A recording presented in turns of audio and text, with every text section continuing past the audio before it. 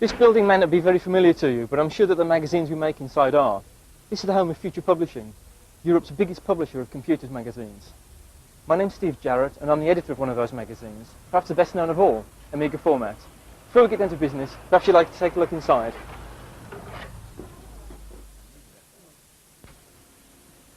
These are the offices of the biggest, best, and most famous Amiga magazine, Amiga Format. And here are a few of the people that work long and hard to bring you the most read Amiga magazine on the newsstands. Behind me is Sue White, Amiga Format's art editor. She's responsible for making sure the magazine looks as good as it does. This is Richard Jones. He's our production editor. He reads everything we write, takes out all the spelling mistakes, and makes sure it's fit to print. And this is Nick Veach, consultant editor and Amiga Format's resident technical expert. Anyway, let's leave them to get on with their work. Let's go to my desk. The Amiga has long been recognised as the best home computer for the video enthusiast. With its range of software and hardware, and the graphics capabilities of the machine itself, many professional sequences have been created with the aid of the world's favourite home computer. This video shows you how you can start out in the exciting arena of DTV with little more than an Amiga and a video recorder. Now, over to our video expert. I hope you find this tutorial useful and interesting. Hello there, and welcome to the rather surreal idea of a video about video. As soon as we get started properly, we'll be showing you how you can do things with an Amiga that make your home videos look pretty much like the programs on TV. Incidentally, before we start, I just should mention that the picture quality here isn't quite what we normally bring you, because the whole thing's running through this £150 Amiga Genlock, but we think you'll agree it's not too bad. What this Genlock allows us to do is add titles at the start of a video to introduce it, add credits at the end to give mention to anyone who's helped out, and even put captions on any picture you want them to.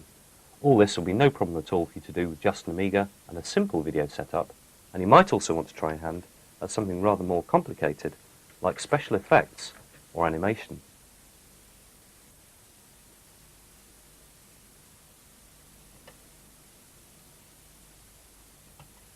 That's better. One little problem we might need to deal with before we start off, though, is that you might not have a very clear idea of what the phrase desktop video actually means. To be honest, that's because it doesn't really mean an awful lot. When the phrase desktop publishing started getting popular to describe using a computer to design magazines, people started calling any video process that involved a computer desktop video. The difference is that with desktop publishing, you can completely do away with all the traditional processes. Instead, typesetting and laying out your magazine, complete with pictures, entirely on the screen. Desktop video, on the other hand, is not radically different from video without computers. The main processes are still shooting your footage and then editing it. You might be aware that Hollywood filmmakers actually cut out the bits of film they want and glue them together, leaving the unwanted pieces lying on the cutting room floor. But editing video is rather different. The only way to edit videotape is to play your footage on one video recorder, or even your camcorder, which is called your source, and record just the bits you want onto a second video recorder, which holds your master tape. A computer isn't really a big help in a process as simple as that, and video editing is pretty much a computer-free zone, though I have to admit that's not quite the whole truth. The video industry is now switching in a big way to digital editing systems run entirely on computers, where the video footage is digitized into the computer and stored on a massive hard drive. Using the editing software, the operator can then simply drag clips of footage into the sequence wherever he wants them, and mess with the audio, then dump the whole finished sequence to the master tape. That sort of thing is currently rather too advanced for the Amiga, but there is actually a way you can give your Amiga a role in the editing process.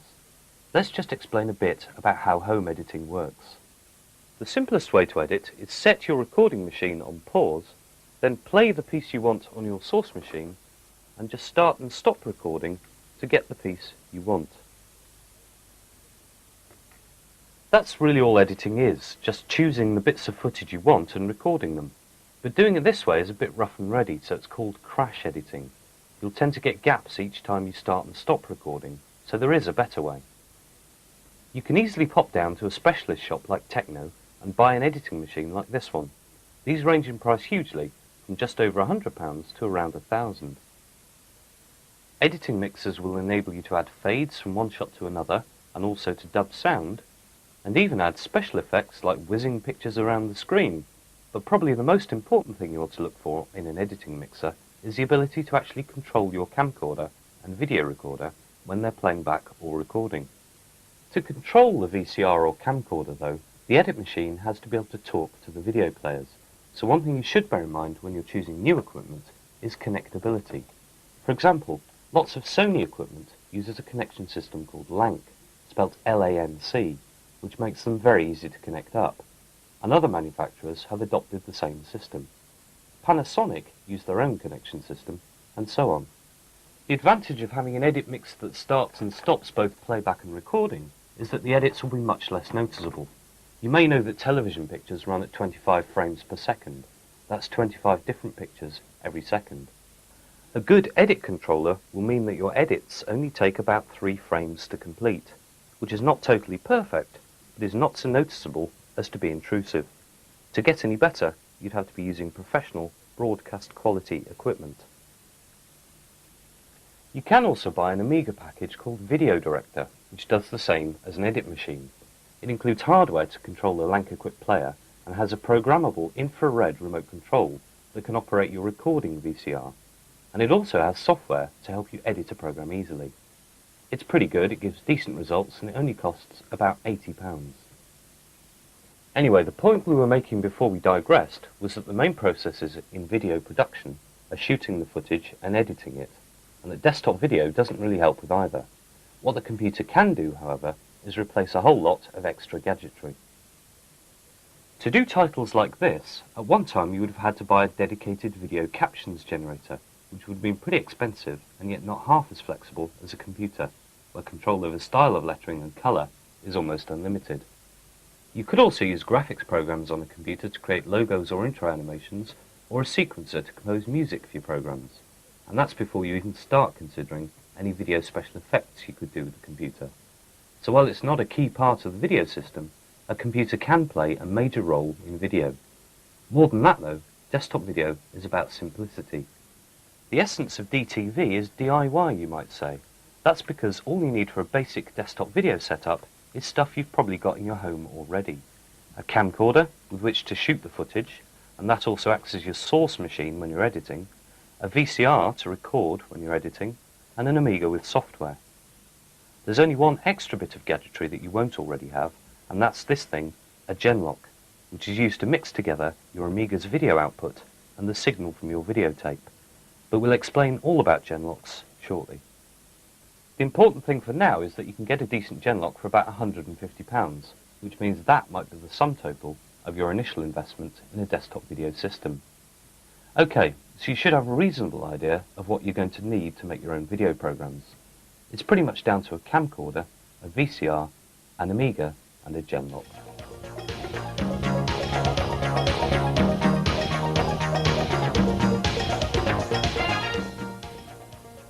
Right, so your first question might be, is my Amiga good enough?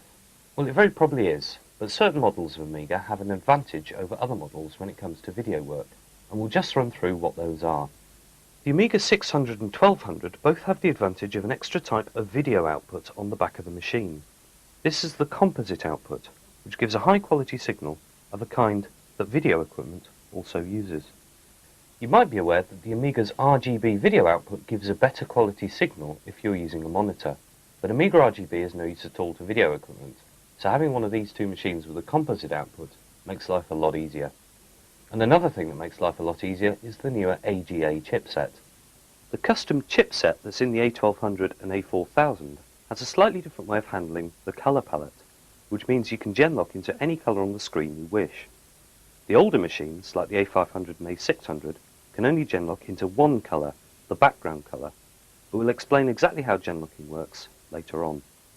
All in all then, your best choice is probably the A1200, because it has both advantages, the composite output and the new chipset. You'll be better off if you have a hard drive too, but that's about all you need in the way of Amiga hardware. The next thing you need is a camcorder to film your footage with. We thought it might be a good idea to find out more about what you should look for when you're buying a camcorder. And so we popped down to our local Techno store in Cardiff and spoke to Techno's expert, George Francis, about what you should look for when you're buying a camcorder.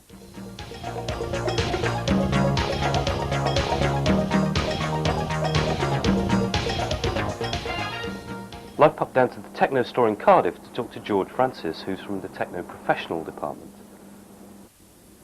I've just been looking in the window and there seems to be an enormous range of camcorders on offer, so probably the best place to start is if you just explain the different formats for us.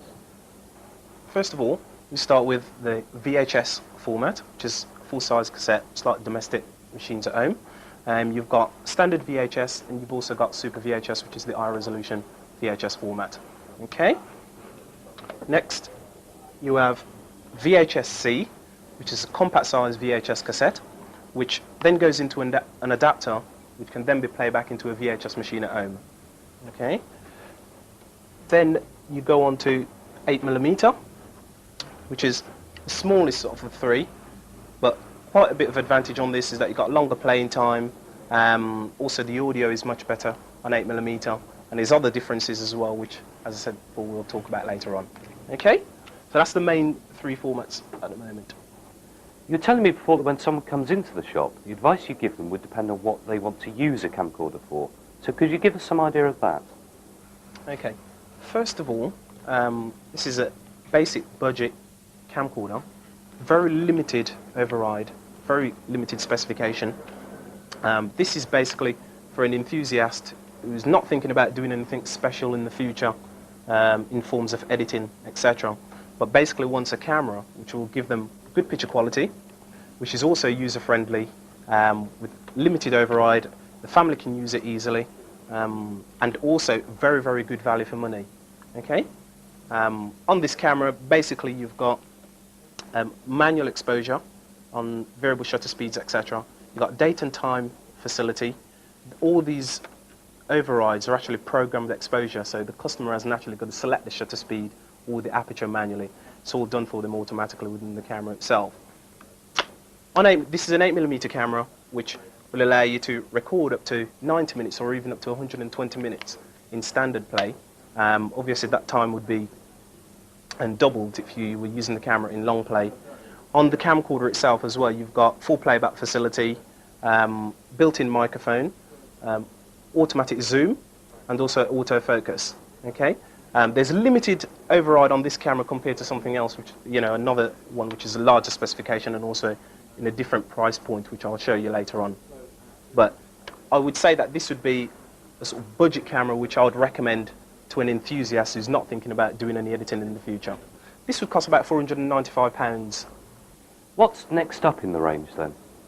Okay, next up in the range, we'll go to a different price point as well as a different format. This is one of JVC's new palm corders. Now this is a different format. This is VHS-C, which is the smaller compact size VHS tape, which will allow you to record in standard play for about 45 minutes in standard play or 90 minutes in long play. Once you've actually finished your actual recording, you then take the tape out of the actual camcorder itself, put it into a cassette adapter, which will allow you to play directly back onto your video recorder at home, your VHS video recorder. Main advantage with this is ease of use and also access as well. There's no problems in actually copying down onto VHS, because you basically take the tape from the machine into your cassette adapter. You've got instant playback at home. This camera is packed with features as well. To start with, we've got a cinema mode on the side of the camera itself, which basically simulates wide screen. You've got an H function. I'm sure a lot of people want to use that to remind themselves. And you've also got focus, which is autofocus, as well as manual focus. You've also got automatic exposure as well as full manual exposure. You've got a fade facility, and you've got what we call pick modes. Basically, the camera itself takes over from the manual control that the individual would normally have to choose. It sets the shutter speed and the aperture dependent on the pick mode that you actually select. So if you select sports, it selects an eye shutter speed. If you select portrait, it works out the exposure for that as well. If you select nighttime mode, it does the same for that as well. The camera will automatically select the appropriate exposure for that situation. Okay. On this, you've also got a 10-time power zoom and full playback functions on the top of the camera as well, which includes date and time facility, standard play and long play recording, and also a selection between an EC30 tape and an EC45 tape as well. Viewfinder, you've got full playback on the viewfinder itself. It's a black and white viewfinder. Image quality and black and white viewfinders are excellent. Full recording function on the side of the camera there as well. You've got record, start and stop. And battery compartment, which also leads onto the mains unit as well if you want to use the camera at home on the mains without any use of battery. Okay, for $699, I would say that this is probably top in the price point for a VHS-C camcorder. Right, so the next one you have there is a top-of-the-range model, is it? Yes. Okay. This is new Sony TR2000 camcorder. It's a revolutionized camcorder, mainly because it's a few functions, for instance, image stabilizing functions optically, which allows you to eliminate anti-shake. Also, you've got a lot of manual control on the camcorder compared to the other ones that I've shown you. I mean, for instance, on the side of the camera itself, you've got complete control on manual exposure, so you can open and close the iris on the camera itself. You've got manual as well as automatic focus, and also you've got program exposures as well, if you don't want to use the actual manual override. You've also got manual as well as automatic white balance, so if you're going from an outdoor situation to an indoor situation, you can actually select the white balance accordingly. On the other side of the camera itself, you've got date and time facility, counter facility, and most important, you've got timecode facility. Could you just explain timecode for us, please? Yes, most definitely. Timecode is an electronic way of identifying each individual frame that's recorded.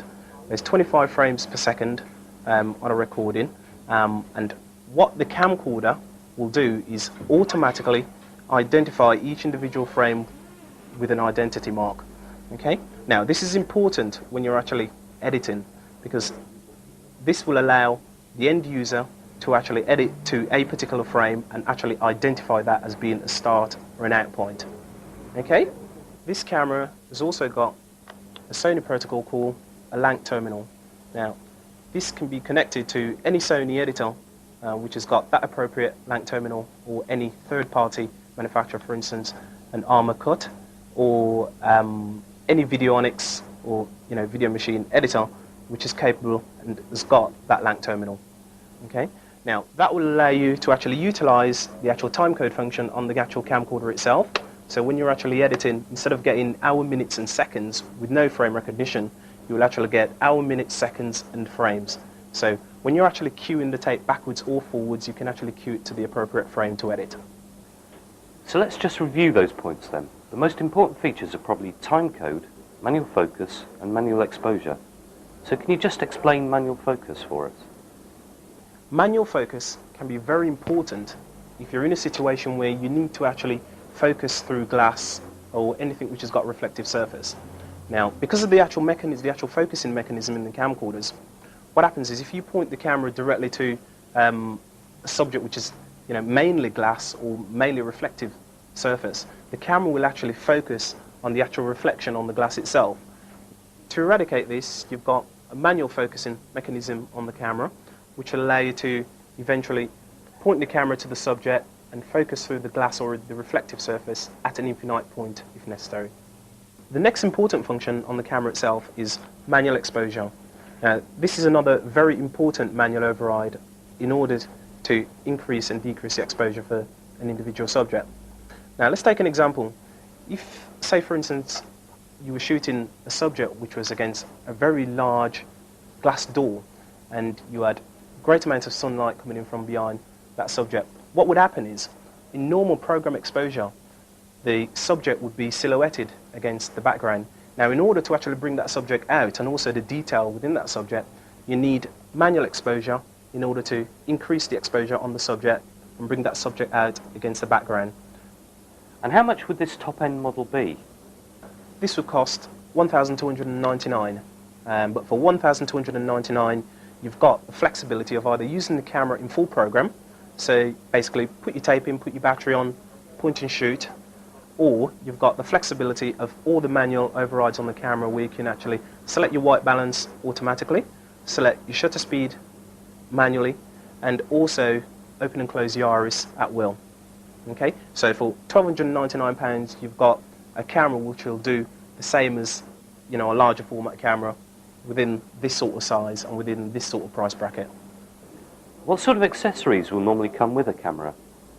Normally with the camera you'd get an AC unit, which is your mains unit, which also doubles up as your charger. You would get an RF unit or an appropriate SCART adapter, which will allow you to take the audio and video output from the camera into either your television or your video recorder. You'll also get a strap with the camera itself, NiCad battery, instructions obviously, and also a battery for the date and time facility in order to retain date and time in the camcorder. Last but not least, obviously, microphone, which are built into the camera, but you've also got an external microphone facility as well. Could you tell us more about microphones? On the camcorders, the microphones vary dramatically. You can have a fixed microphone on the camera, which will basically pick up on the directional sound or the sound around the camera itself, or you can have a fixed microphone within the camera, but one which also zooms. So when you're in wide angle, it will actually zoom to accommodate for that angle, and also when you're in tele, it will also zoom to accommodate for that as well. And then obviously you've also got the facility to have an external microphone on the camera, which not only allows you to actually separate the microphone and also pick up directional sound, but also eradicate wind noise, which is something that's normal on the built-in microphone, which is on the camera itself.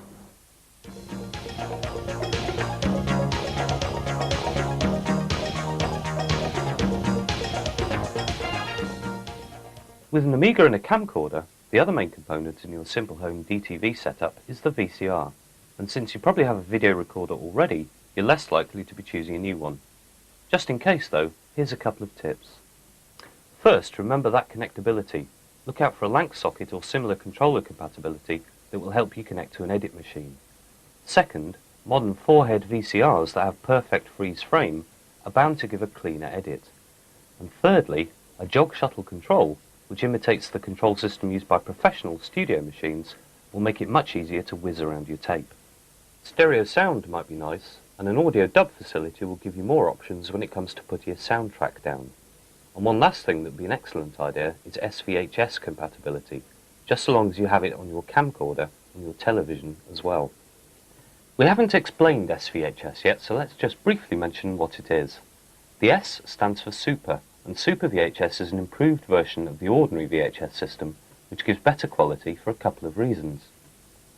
First, it has double the vertical resolution, using 420 lines instead of the normal 250 or so, which makes the picture clearer. Second, it uses a component signal that's split into separate parts for chrominance, which is colour, and luminance, which is brightness and contrast, and that gives better quality than the usual composite signal, which mixes them all up. All of this makes for a better picture, and the SVHS advantages are also shared by the Hi8 system. Right, with an Amiga, a camcorder and a VCR in place, the last and most crucial thing we need is a Genlock. There's at least a dozen of these on the market, and apart from the price, what you're judging them on is how clean the signal they produce is, or in other words, how good the picture looks. There are really cheap Genlocks available, the cheapest being Lola's Mini Gen, which costs about £50. Really, it doesn't give an adequate signal quality. In the middle to high-end price bracket, there's models from G2, including the very posh and vastly expensive Video Center here, and there's also a range from Harmer, which are pretty good. However, when you're starting off, you don't want to spend too much money, and so the Rendale 8802 at £170 is a good choice. And the RockGen Plus at about £150 is good value too. Either of these two last will do you nicely, but we just happen to have a Rendale to hand, so we've used that. You might also look out for the Genlock model, which has the advantage of being controlled completely from software, so it doesn't actually have any knobs or sliders on it. That means you could write AREX control scripts to do all your fades and wipes, but that's a bit complex for my liking. To connect up the Genlock, all we have to do is feed it our Amiga output from here. Most Genlocks use the Amiga RGB output, and then feed it our video output in here, so it can mix the two together. Then we just take the mix signal it produces out of here to our video recorder. So it's just simply a matter of plugging in a few cables. And with the Genlock in place, we have our complete desktop video setup: camcorder, video recorder, Amiga, and Genlock. Now let's see what the Genlock can do.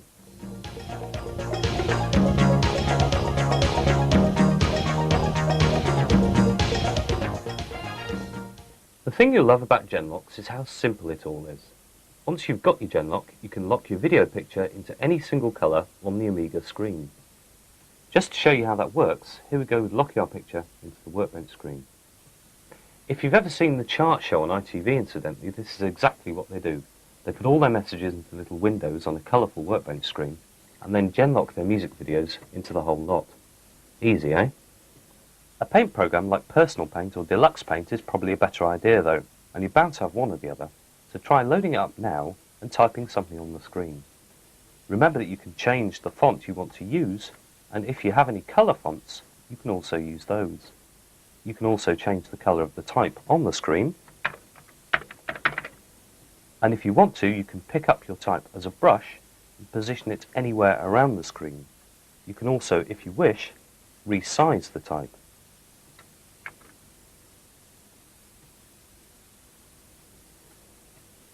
Then all you have to do is mix in your titles of your videotape picture using the Genlock, and you're ready. You might also want to hide the menu bars. It's also simple that even the cat could use it, but there's two other things you might want to watch out for too. First, your best bet is to use an interlaced screen mode, which works the same way as a TV screen. We've said that TV pictures run at 25 frames a second, but they actually refresh the screen 50 times a second. It's just that they only do half of the screen each time. The two halves knit together and go to make up one whole frame, which is what interlace means. Because a TV uses an interlaced screen, if you do the titles in interlaced screen mode, they will look better, and you can tell interlaced modes on the Amiga by the way they flicker. The other thing you should watch out for is using saturated shades of red and blue, which VHS tape doesn't like at all. It bleeds them all over the place. If you are using red or blue, then be careful to take a lot of colour out of them until they look unreasonably dark on the Amiga. That way, there's a reasonable chance that they'll look okay when they finally reach videotape. The best colour to use for captions is probably a nice simple white, but put a black outline around it. You can put an outline on lettering by simply picking it up as a brush and then choosing the outline option from the menu, or in this case I can just do it by pressing O on the keyboard. It's pretty much the same in either Deluxe Paint or Personal Paint. White text with a black outline is what they tend to use in subtitling films, for example, because it's simple but effective.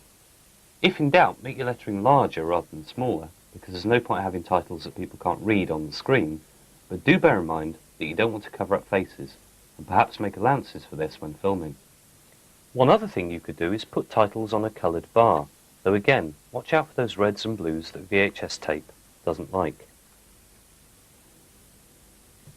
This can look pretty professional when you Genlock it in, and if you plan for it when filming, you could even do these titles vertically down the side of the screen, for example. Let's just look at a couple of other ideas that you can create with a paint package in the Genlock. Here, for example, we have that idea of titles down the side of the screen. You could prepare a border or background with an area of solid colour to Genlock into, and then Genlock into that. At this point I could also hit the colour cycling in Deluxe Paint to get some really psychedelic effects. You could also freehand draw over anything you want, as well as add nice, friendly, handwritten captions. Unless you're good at using a mouse, it might look rather childish. You could even stick a moustache on somebody this way. And now you see that with the video picture locked in. Highly amusing, I don't think. Remember also that Deluxe Paint has animation, and just think about what you could use that for. Rolling titles should be easy. But if you also remember that any area in your key colour will have video picture in, and all other areas won't, I dare say you could come up with some pretty interesting dissolve effects too. Remember that if you have an older Amiga, you can only key into one colour on the Amiga screen, and that's what's called colour 0, the very first colour in the Amiga's system palette. The good news, however, is that if you change the palette, then colour 0 also changes, and in actual fact colour 0 is whichever colour you're using as the background colour. So that shouldn't give you any problems at all. So click with the right hand mouse button rather than the left. That's really all you need to know about titling, and in fact we're well into the arena of special effects. The more you think about it, the more you should be able to see creative ways in which to use a paint package with the Genlock. But we'll have to leave you to experiment with that for yourself. we've just got time before we move on to take a look at a few dedicated titling packages which you might prefer to use instead of a paint package. The main advantages they have are threefold. Moving titles is generally quicker and easier to do. Effects to start and end your titles are often programmed in, and a range of different fonts and typefaces are usually supplied free with the package. There's quite a few older packages around that you might pick up cheap, of which one of the best is something called TV Text Professional, a pretty straightforward scrolling titler with lots of fonts. Electronic Arts' Deluxe Video is probably not a good option because it does so many different things that it's rather too complex, which also goes for Golddisc's Showmaker.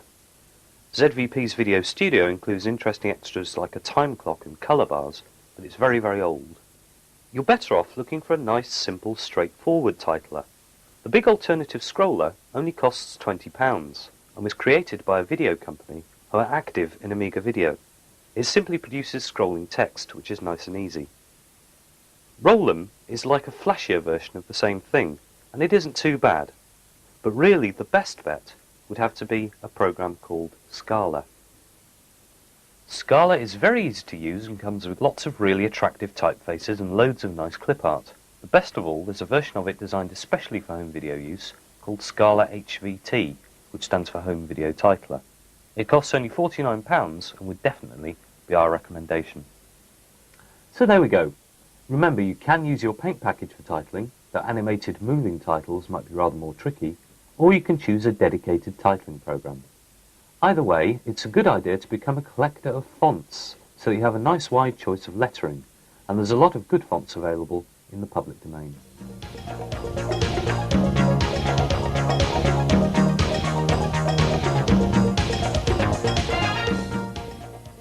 We've seen how you can use a Genlock for titling, but now let's take a quick look at wipes and fades.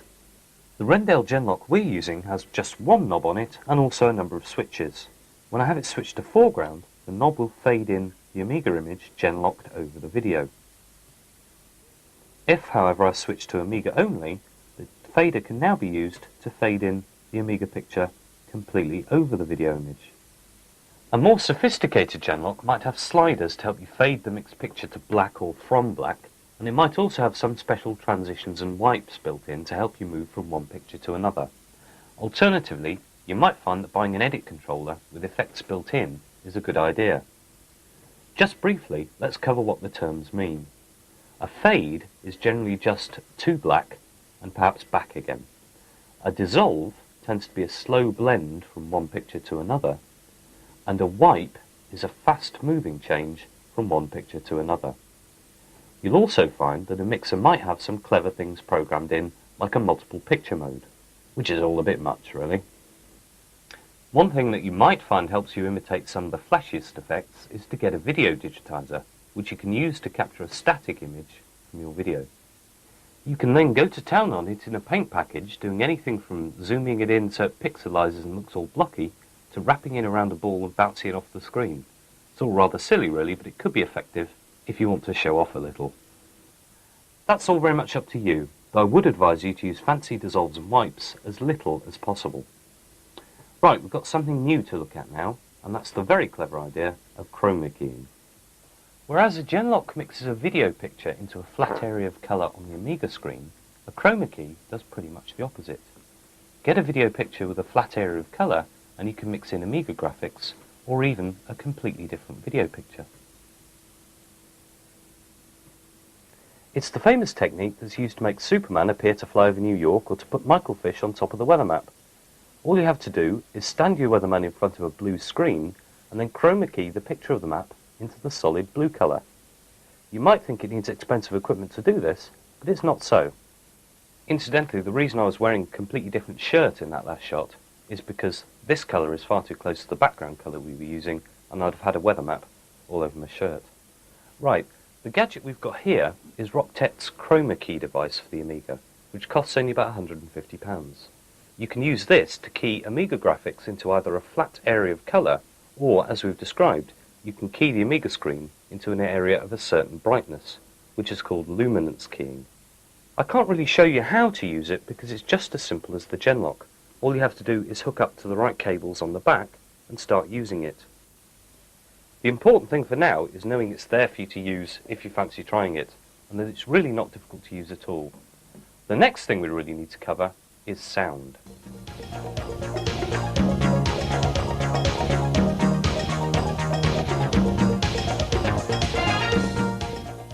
Audio dubbing is probably one of the most difficult things in the world to do, because getting words to match up with the movements of someone's mouth, or lip syncing as they call it in the trade, looks terrible unless it's exactly right. For that reason, you want to record sound with all footage where you can see someone talking and stick with it. You can, however, pretty easily add voiceovers to almost any sequence you want to, which is probably most easily used for comic effect. You can also add music in a fairly straightforward process. Most edit controllers also include something like a 4-channel audio mixer, but you can pop out and buy one separately for only £30 or £40 if you wish. What this then enables you to do is to load the sound from up to 4 different sources into the box, including the sound from your original tape, and then feed the mix sound out to your recording machine, so that the mix of all 4 is what ends up on your master tape. You can use a CD player or hi-fi as a source for music this way, and add whatever music you like. If you're worried about copyright, don't worry too much, as long as you're only making videos for the family to watch. Madonna's lawyers aren't too likely to phone up if you use a snatch of her on something that only your nearest and dearest are going to see, but for any video that's going to be used for anything that might be construed as a public performance, you want to track down some copyright-free music. CDs of copyright-free stuff are now quite widely available, and you've probably got one very like this with your video order. If you're truly keen on producing an Amiga-based video, you could also create your own music on the Amiga with something like the Music X program that was on the cover of issue 58 of Amiga Format. It's actually much easier to do than you might imagine. One final thing to note about audio is that mixing the right amount of bass and treble into it is very important, and you can do this with a simple mixer too. Voices particularly are hard to get right, but a little effort pays off vastly in making your videos easier to follow.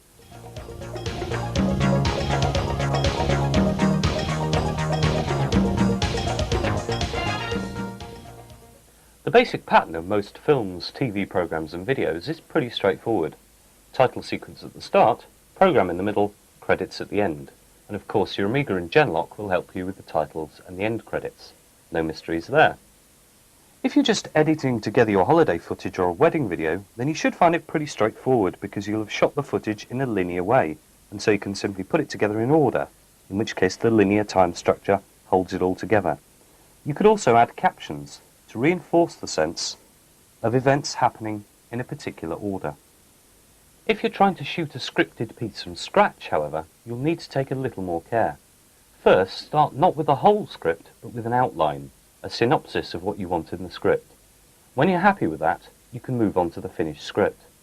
When you're typing a script up, you should leave plenty of room for notes, and you should also attempt to describe each shot, even if you just use the vague terms wide, medium, and close-up. Naturally, you can film spontaneous things that happen on the day, but generally you should know exactly what each shot will look like before you even do it. Also, shoot extra close-ups that you can cut in afterwards to help fill in awkward jump cuts or gaps. Before you film, prepare your equipment, paying particular attention to cleaning the camcorder lens with the correct cleaning cloths or brushes, and cleaning the heads with a head cleaner tape. Always use a fresh, new tape when you film. An old tape might be fine for recording last night's Bond movie, but if you get glitches on your source footage, you'll really notice it later on. And always buy the most expensive grade of tape you can afford, because it really does make a difference. Remember that later this tape will be copied several times, at least for the master and then for the copies, and the picture quality will degrade each time, so the better it starts off, the better the finished result will be. There's generally one more thing you'll need to do before you start filming, and that's set a white balance on your camcorder. To do this, you simply have to hold a white sheet of card in front of the camcorder lens, like this. Then you press the white balance on your camcorder. It will set the exposure so that it knows that this is what white looks like under these light conditions, and it should then get all the other colours right too. There's a few other things you ought to bear in mind about lighting too. Strangely, artificial light can make the lighting look more natural. If we just flick this light off behind me and then flick it back on again, you'll see that it can look like a sort of window effect. Also, be very careful of continuity of light. A picture of a building in the morning will look very different from the same thing in the evening, and an artificial light, moved even slightly, can change the look of a whole shot. Another thing to bear in mind is don't try to film in too little light. Your camera might do surprisingly well, but the picture's very likely to become grainy. And one last thing to watch out for is continuity. If we cut away now to a completely different picture, you might imagine that this would distract you altogether. But in fact, when we cut back and something's changed, you notice something's wrong even before you realise exactly what it is. Of course, it's this plant that suddenly appeared. Last of all, remember not to overuse those fancy effects. Right, so hopefully we've given you some pointers on where to start with desktop video.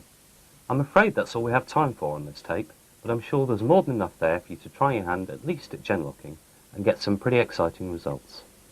Just before you go, we've asked Tony Racine of Microdeal to demonstrate a completely new kind of Amiga video package for us. So over to Tony. I'd like to show you a low-cost device which you can use to add extra sparkle to your home videos without spending a fortune. VideoMaster is a video digitizer which plugs into the expansion port of any Commodore A500, 600 or 1200 computer. Basically, the package is a clever hardware device which allows you to record still or moving images with sampled sound into your computer. The software which supports this will allow you to take your video and audio, add imported color graphics and edit them all together using a simple sequencing system. The hardware takes the form of two units. The first, the VideoMaster digitizer, allows me to sample a mono or stereo soundtrack, to digitize full-screen stills, and to record high-speed sequences of real video into the computer's memory. All I need is to feed a composite video signal into the VideoMaster's input socket. This can be from practically any video source, but I'm using an ordinary VHS video recorder. The second, optional device is called ColorMaster. As its name suggests, this device will allow us to digitize full-screen stills in glorious color. I'm going to use the software now to show you how VideoMaster may add a light-hearted opening sequence to a home video. The theme is angling, and I've already prepared a number of pre-recorded sections of video. I've also edited some color graphics screens from a paint package, such as Deluxe Paint, to provide text for the opening credits. The sequence will both start and end with a short pause to allow me to start and stop the video recorder before and after the sequence. At this stage, much of the work has already been done. I'm now going to finish off a few bits before we can create our final sequence. First of all, I'm going to use VideoMaster and ColorMaster together to digitize a color logo and import this into one of the opening sequences. First, you have to queue up your videotape to the point you want to digitize, and then pause it so you've got a good static screen. Then you simply ask VideoMaster to scan the picture into the computer. It digitizes the red, green and blue signals separately, and then the computer combines them to generate a full color picture. Once we've done this, and the image has been saved to disk, we can then import the image into one of the frames of a pre-recorded video sequence. The next thing we want to do is to digitize some video footage into the computer. This is very easy. All we have to do is play the videotape and click on record from within the software.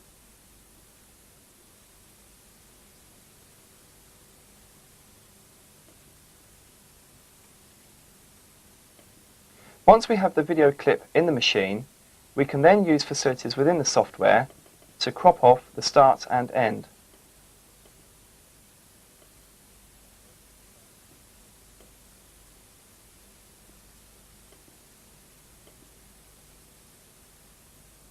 Now we can save the results back to disk once again. Next we're going to add some music. All we have to do is plug the CD player into the VideoMaster cartridge, then select the sound sampling and editing screen. Again, all you have to do is press play on the CD player and record on the screen, and you can now digitize a piece of music. This can be of any length to suit your final video sequence.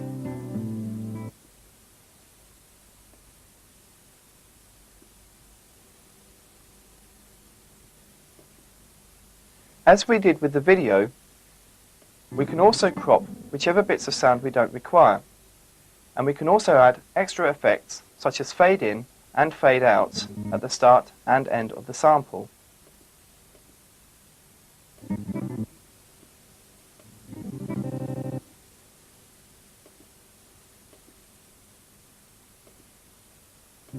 Once again, we'll save this to disk. Here's what the sound sounds like.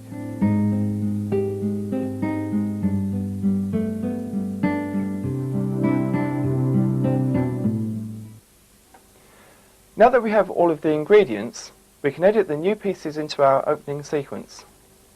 This is the VideoMaster sequencer. In the top left-hand corner, we have the familiar video display with our soundtrack along the bottom of the screen. This display in the center is where our sequence will appear, and the buttons to the right are effectively where our sections of video or stills are stored. Each video clip or still may have a piece of audio attached to it, and each one is assigned to a different key on the keyboard. To record our sequence, all we have to do is hit record and then punch the keys on the keyboard to trigger each segment of the video when required.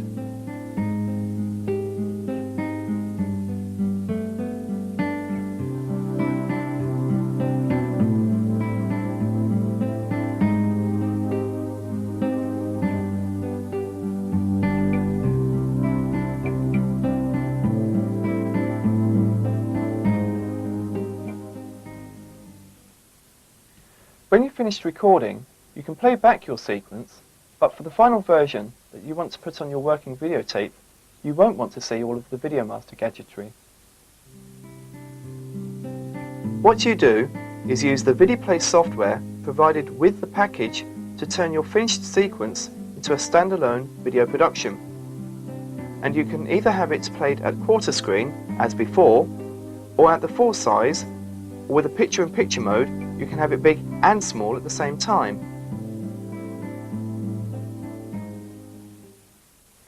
And that's it! You can find out more about VideoMaster by telephoning Microdeal on 0525 718181. Thanks very much to Tony Racine and to Microdeal, and I'm sure you can see some interesting ways in which the idea could be used creatively in your video productions. All that remains to say is the best of luck with your own videos and happy shooting. We've produced this series of videos as part of our commitment to you, our readers. If you have any suggestions on how we should improve the videos or the magazine itself, please write to me, Steve Jarrett, at the address at the end of this video. Thanks for joining us. Hope to see you again soon.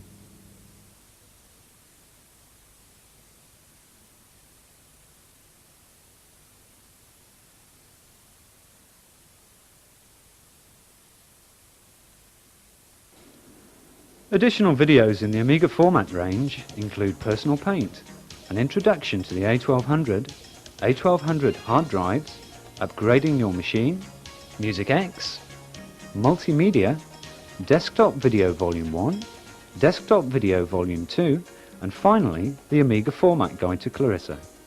Priced at just $14.99 each, or any three for $34.95, they represent excellent value for money.